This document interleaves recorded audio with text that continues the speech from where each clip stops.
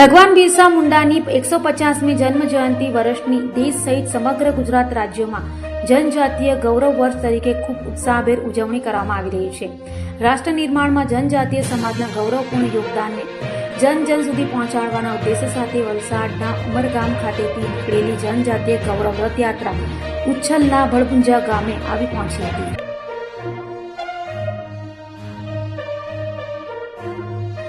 આ જનજાતીય ગૌરવ રથયાત્રા સહિત રથયાત્રા સાથે જોડાયેલ આદિજાતિ વિકાસ વિભાગના કેબિનેટ મંત્રી તથા તાપી જિલ્લા પ્રભારી મંત્રી શ્રી નરેશભાઈ પટેલ તથા રમતગમત વિભાગના રાજ્યમંત્રી ડોક્ટર જયરામભાઈ ગામિતનું ગ્રામજનો આગેવાનો દ્વારા ઉત્સાહ અને ઉમંગ સાથે ભવ્ય સ્વાગત કર્યું હતું.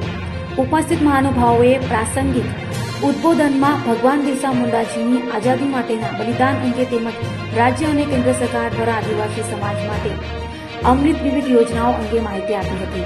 આ પ્રસંગે વ્યારા વિધાનસભાના ધારાસભ્ય શ્રી મોહનભાઈ કોકણી, જિલ્લા પંચાયત પ્રમુખ શ્રી ઝાલમસિંહ વસાવા, પૂર્વ જિલ્લા પંચાયત પ્રમુખ શ્રી સુરજભાઈ વસાવા અને પદાધિકારીઓ પણ હાજર રહ્યા હતા.